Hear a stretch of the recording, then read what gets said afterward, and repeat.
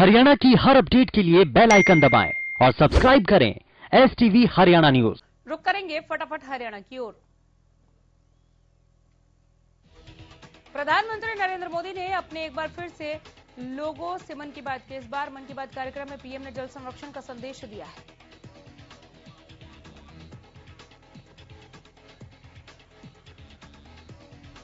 उन्होंने माघ मेला से मन की बात की शुरुआत की और कहा कि अब गर्मियों के दिन शुरू होने जा रहे हैं, इसलिए जल संरक्षण का यही अवसर है।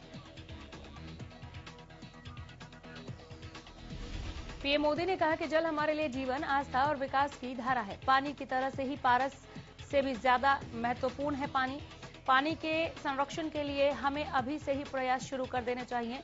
22 मार्च को विश्व जल दिवस भी है।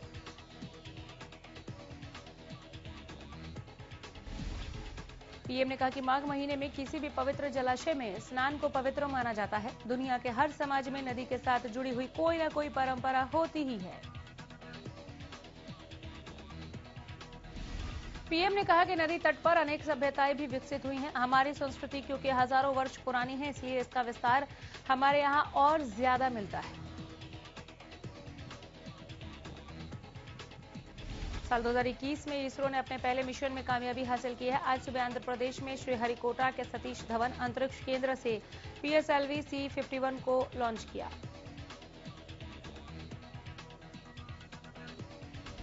PSLV C-51 अमेजोनिया 1 और दूसरे 18 सैटेलाइट को लेकर अंतरिक्ष में गया है। इसरो ने एक बयान में बताया कि PSLV C-51 PSLV का 53वां मिशन है।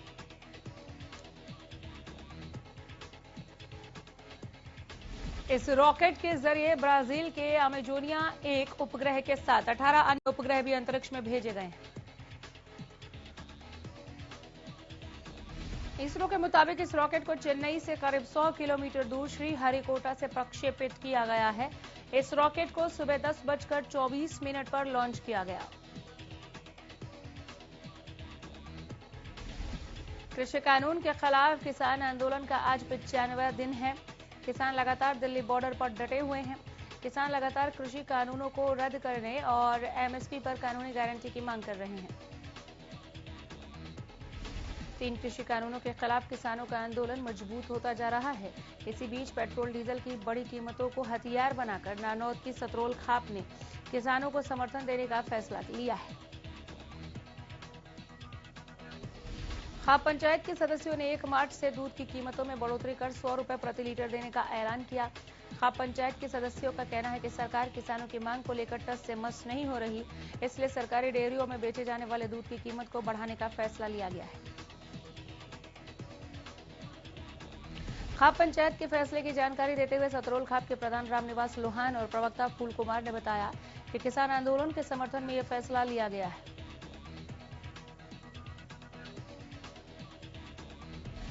फैसले के मुताबिक डेयरी और सरकारी दूध केंद्रों को किसान 100 रुपए प्रति लीटर दूध देंगे। वहीं गरीबों और आपस में दूध देने पर कोई भी पाबंदी नहीं लगाई गई है।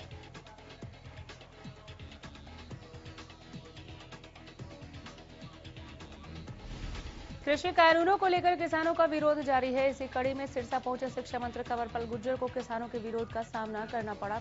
कृषि कानूनों को रद्द करने की मांग करते हुए किसानों ने शिक्षा मंत्री के घेराव की कोशिश की और काले झंडे दिखाए। दरअसल कंवरपाल गुर्जर कार्यकर्ताओं की बैठक लेने पहुंचे थे, तभी कुछ किसान वहां पहुंचे और अपना विरोध जताया।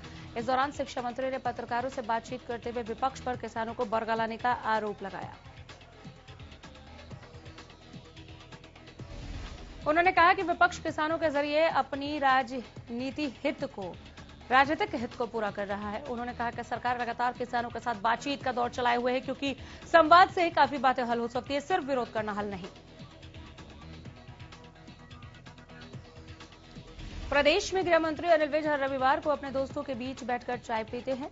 इस रविवार भी अनिल विज अपने दोस्तों के साथ बैठे और कई मुद्दों पर बातचीत की।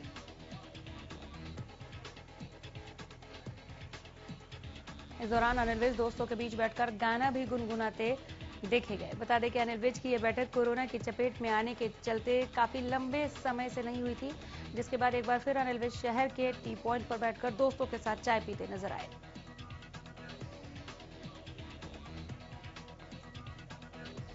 बीते रविवार को राजस्थान के भालेरी के पास हुई सड़क दुर्घटना में मारे गए लोहारू हलके के सोरड़ा गांव में के मृतकों के परिवारों को सांत्वना देने के लिए कृषि मंत्री जयप्रकाश दलाल उनके घर पहुंचे। कृषि मंत्री ने दुर्घटना पर गहरा शोक व्यक्त किया और मृतकों के परिजनों को धीरज बंधाया। उन्होंने प्रदेश सरकार की तरफ से मृतकों के परिजनों को 1-1 लाख रुपए और घायलों के परिजनों को 50-50 हजार रुपए देने की घोषणा की। आपको बता दें कि हादसे में लोहारू हलके के सोड़रा गांव की 4 महिलाओं सहित 6 लोगों की मौत हो गई थी। रादौर में सीएम फ्लाइंग की टीम ने सहारनपुर कुरुक्षेत्र मार्ग, त्रिवेणी चौक और औरंगाबाद में ओवरलोड वाहन चालकों, कमर्शियल वाहनों, सवारी गाड़ियों और परमिट बस चालकों पर करीब 4,33,000 रुपए का जुर्माना लगाया। टीम की इस कार्रवाई से सड़क मार्ग से गुजर रहे वाहन चालकों में हड़कंप मचा रहा। मुख्यमंत्री उड़न दस्ते के अधिकारी ने बताया कि इस सड़क मार्ग पर ओवरलोड वाहनों की काफी समस्या ज्यादा थी और लगातार प्रशासन के पास शिकायतें आ रही थी। वहीं कुछ वाहन चालक भी सरकार द्वारा तय नियमों को तोड़ रहे हैं। सड़क से गुजर रहे कमर्शियल वाहन भी नियमों की अनदेखी कर रहे हैं। ऐसे वाहन चालकों पर आज कार्रवाई की गई।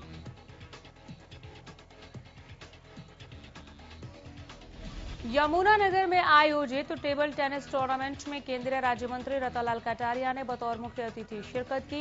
इस दौरान उन्होंने अपने बचपन की कुछ यादें लोगों के साथ साझा की।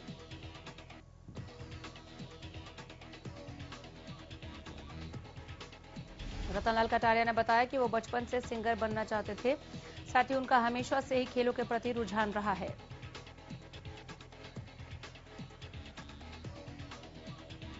करनाल के इंद्र यमुनानगर रोड पर कार में भीषण आग लग गई। हालांकि इस बीच चालक गाड़ी से सुरक्षित बाहर निकला। घटनास्थल पर जब तक दमकल की गाड़ी पहुंची तब तक गाड़ी पूरी तरह से खाक हो चुकी थी। पुलिस के मुताबिक गाड़ी करनाल की थी। वहीं कार चालक के बारे में पुलिस को कोई जानकारी नहीं मिली। फिलहाल पुलिस मामले की जांच कर रही है। हालांकि गाड़ी में आग किन कारणों से लगी अभी तक पता नहीं चला है। बंगाल में चुनावों की तारीख का ऐलान होने के साथ ही कि सियासी बयानबाजियां भी तेज हो गई हैं। इसी कड़ी में गृह मंत्री अनिल विज ने ममता बनर्जी पर तंज कसा। उन्होंने कहा कि बंगाल में चुनाव शुरू होते ही ममता बनर्जी का रोना शुरू हो जाता है। साथ ही उन्होंने कहा कि मेरा 40 साल का तजुर्बा है कि जो चुनाव में रोता है वही चुनाव खोता है। सोनीपत में रंजिश के चलते बुजुर्ग की हत्या कर दी गई। मामला सोनीपत के न्यू कबीरपुर का है, जहां किराए पर रहने वाले एक शख्स ने मकान मालिक को मौत के घाट उतार दिया।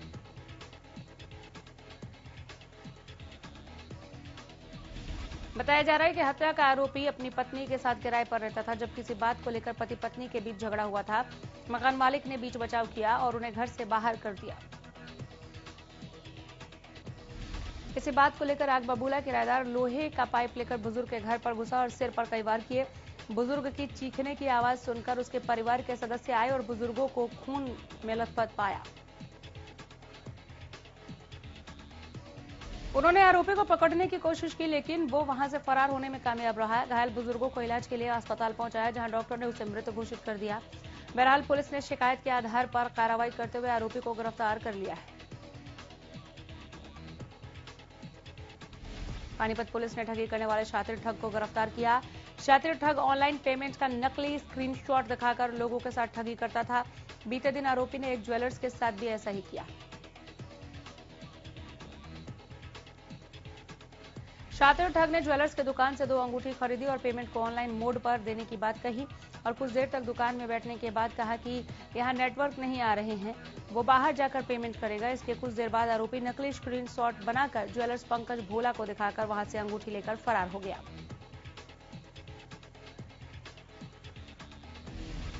ज्वेलर्स के पास जब कोई पेमेंट नहीं आई तो उसने तुरंत इस मामले की सूचना पुलिस को दी। पुलिस ने सीसीटीवी के आधार पर आरोपी को दिल्ली के लाजपत नगर से गिरफ्तार किया। महेंद्रगढ़ की अटेली अनाज मंडी में एक युवक का शव बरामद किया गया। मौके पर पहुंची पुलिस ने शव को कब्जे में लेकर जांच शुरू की।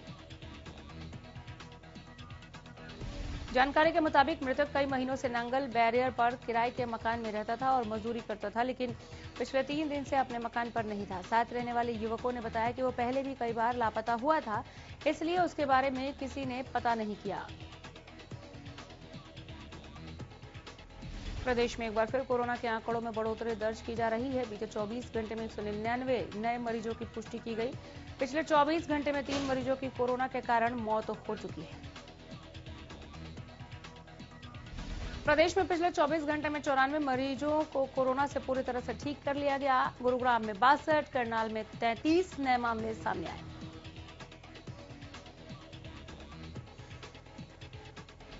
वहीं अंबाला में 20 नए मामले सामने आए हैं, जबकि कुरुक्षेत्र में 29 नए मामले सामने आए हैं। प्रदेश में अब तक 3047 मरीजों की मौत हो चुकी है।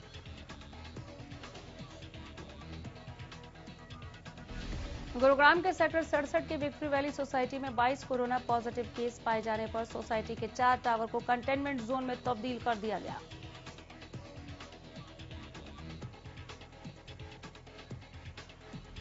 ये मामला 7 फरवरी को सोसाइटी में एक बर्थडे पार्टी में इकट्ठे हुए लोगों में से कोरोना पॉजिटिव मिलने पर सामने आया, जिसके बाद जिला उपायुक्त ने स्वास्थ्य विभाग की टीम को सभी लोगों की जांच करने के निर्देश दिए।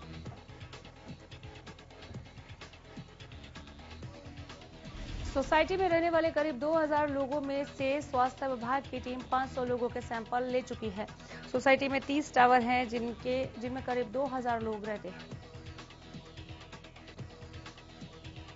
स्वास्थ्य विभाग की टीम लगातार सोसाइटी के सैंपल कलेक्ट कर रही है। साथ ही लोगों से भी लगातार एहतियात के तौर पर यह कहा गया है कि यहां सावधानी बरतें और जो 4 टावर के अंदर कंटेनमेंट जोन एहतियात के तौर पर कहा गया है कि सावधानी बरतिए और 4 टावर जो कंटेनमेंट जोन है उनसे दूर रहें। देश के कई राज्यों में लगातार बढ़ रहे कोरोना वायरस को मद्देनजर रखते हुए गुरुग्राम के स्वास्थ्य विभाग ने भी लोगों से अपील की है कि वो अभी भी एहतियात बरतें। हालांकि गुरुग्राम में किसी भी तरह से मामलों में कोई बढ़ोतरी देखने को नहीं मिली है।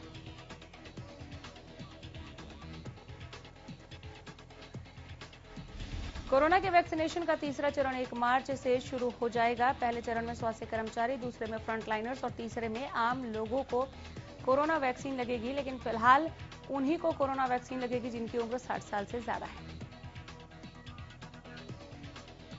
सिरसा में किसानी रंग में रंगी एक बारात शनिवार सुबह भावदीन टोल प्लाजा पहुंची, जहां किसान एकता का अनूठा संदेश दिया गया। बारात में शामिल बारातियों ने किसान एकता के बैच लगाए हुए थे और गाड़ियों पर किसान एकता झंडे लगाए थे।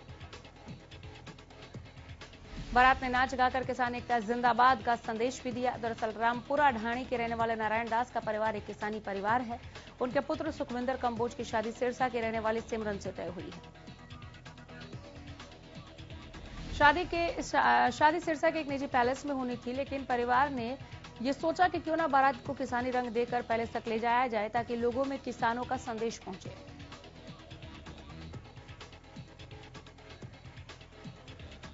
प्रदेश में बीजेपी जेजेपी नेताओं के खिलाफ किसानों का गुस्सा थमने का नाम नहीं ले रहा। ताजा मामला महम में देखने को मिला, जहां सरस्वती विद्या मंदिर स्कूल में नवनिर्मित इंडोर हॉल का उद्घाटन करने पहुंचे बीजेपी के राज्यसभा सांसद रामचंद्र जांगड़ा को किसानों के गुस्से का सामना करना पड़ा। उद्घाटन समारोह में सांसद के साथ पहलवान योगेश्वर दत्त को भी आना था, लेकिन किसानों के विरोध के कारण पहलवान नहीं पहुंचे। जैसे ही रामचंद्र जांगड़ा स्कूल में पहुंचे,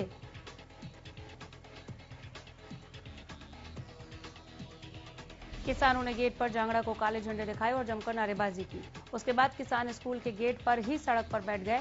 सांसद रामचंद्र जांगड़ा को कबड्डी मैच के अलावा अनेक गतिविधियों में बतौर मुख्य अतिथि बच्चों की हौसला अफजाई करनी थी, लेकिन किसानों के विरोध के चलते जल्द ही कार्यक्रम से चले गए।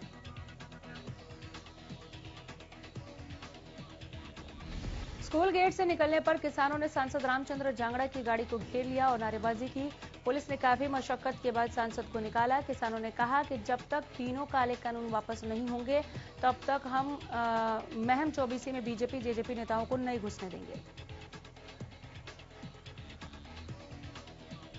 झज्जर के लाडपुर गांव में रविदास जयंती पर कार्यक्रम का आयोजन किया गया। राज्यसभा सांसद दीपेंद्र हुड्डा ने इस कार्यक्रम में शिरकत की। इस मौके पर दीपेंद्र हुड्डा ने केंद्र और प्रदेश सरकार पर जमकर हमला बोला। दीपेंद्र ने कहा कि हरियाणा सरकार लोगों का विश्वास खो चुकी है। आगामी विधानसभा सत्र में आने वाले अविश्वास प्रस्ताव से ये साफ हो जाएगा कि कौन सा विधायक किसानों के साथ है, कौन सा सरकार के साथ।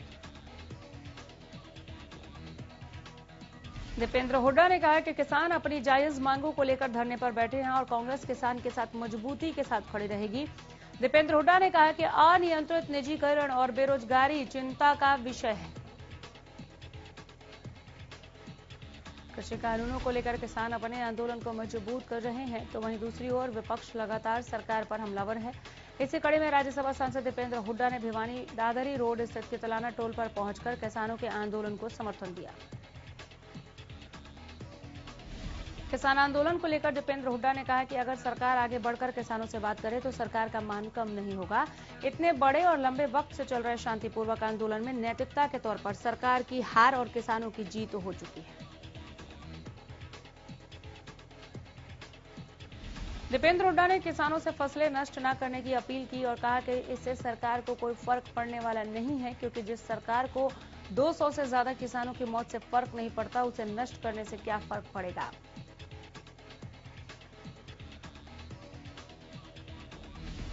गृह मंत्री द्वारा लव जिहाद को लेकर कानून बनाने पर उन्होंने कहा कि आज मुद्दा लव जिहाद का नहीं बल्कि किसान आंदोलन का है। निर्दलीय विधायक बलराज कुंडू के ठिकानों पर छापेमारी पर दीपेंद्र हुड्डा ने सरकारी मशीनरी का दुरुपयोग बताया। सफीदों में दीपेंद्र हुड्डा ने अभय सिंह चौटाला पर जुबानी हमला बोला। दीपेंद्र हुड्डा ने अभय सिंह चौटाला पर बीजेपी के लिए राजनीति करने का आरोप लगाया। उन्होंने कहा कि जब अभय सिंह चौटाला नेता प्रतिपक्ष थे तो वो बीजेपी के खिलाफ बोलने की बजाय भूपेंद्र सिंह हुड्डा को ही निशाने पर रखते थे। दीपेंद्र हुड्डा ने कहा कि अभय सिंह चौटाला का बीजेपी से प्यार बड़ौदा उपचुनाव में भी सामने आया, जब उन्होंने कमजोर उम्मीदवार चुनावी मैदान में उतारा। अब इस्तीफा देकर फिर से बीजेपी का साथ दे रहे हैं।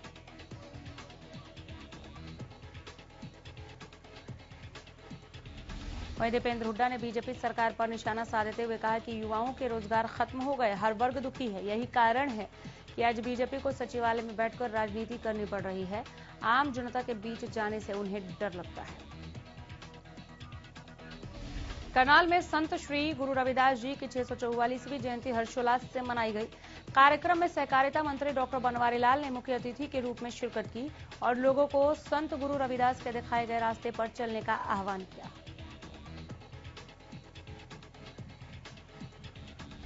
कार्यक्रम में पहले सहकारिता मंत्री ने अंबेडकर चौक पर लगी डॉक्टर भीमराव अंबेडकर की प्रतिमा पर पुष्प अर्पित किए। कार्यक्रम में लोगों को संबोधित करते हुए बनवारी लाल ने कहा कि संत गुरु रविदास जी ने लोगों को बुराइयों से दूर रहने और भलाई का मार्ग दिखाया। हमें भी उनके बताए हुए रास्ते पर चलना चाहिए। समाज में कोई भी व्यक्ति छोटा बड़ा नहीं होता है। भिवानी के डीआरडीए सभागार में हरियाणा सरकार की तरफ से राज्य स्तरीय संत रविदास कार्यक्रम को वीडियो कॉन्फ्रेंस के जरिए दिखाया गया। इस दौरान कृषि मंत्री जेपी दलाल ने बतौर मुख्य अतिथि कार्यक्रम में शिरकत की। कार्यक्रम को संबोधित करते हुए कृषि मंत्री जेपी दलाल ने कहा कि सरकार ने वीडियो कॉन्फ्रेंस के जरिए संत रविदास की जयंती पर प्रकाश डाला है। संत रविदास जी की 644वीं जयंती के उपलक्ष्य में शनिवार को श्री गुरु रविदास मंदिर एवं धर्मशाला में जिला स्तरीय कार्यक्रम का आयोजन किया गया। बाबा तारा कुटिया के मुख्य सेवक गोविंद कांडा ने कार्यक्रम की अध्यक्षता की। कांग्रेस प्रदेश अध्यक्ष कुमारी शैलजा ने प्रदेशवासियों को गुरु रविदास जयंती पर शुभकामनाएं देते हुए कहा कि हमें गुरु रविदास जी द्वारा दिखाए मार्ग पर चलना चाहिए। कुमारी शैलजा नारायणगढ़ के गांव शहजादपुर माजरा में रविदास मंदिर कमेटी द्वारा आयोजित कार्यक्रम में बतौर मुख्य अतिथि पहुंची। उन्होंने कहा कि ये राजनीतिक मंच नहीं है, लेकिन सामाजिक मंच पर राजनीतिक बात करना जरूरी है। अंबाला में रक्षा मंत्रालय की जमीन पर बनाए गए पेट्रोल पंप को सील कर दिया गया है। पेट्रोल पंप को साल 1968 में एनओसी दी गई थी, जिसे डीसी ने रद्द कर दिया। पूरे मामले पर गृह मंत्री अनिल विज की दखल के बाद कार्रवाई की गई। बताया जा रहा है कि रक्षा मंत्रालय की जमीन पर पेट्रोल पंप के लिए डिफेंस स्टेट अधिकारी की इजाजत की जरूरत होती है, जो नहीं ली गई थी। किसान आंदोलन पर सियासत अपने चरम पर है। रणदीप सुरजेवाला ने सरकार पर किसानों की अनदेखी का आरोप लगाते हुए कहा था कि सरकार के इस अनदेखी के परिणाम भयानक आ रहे हैं।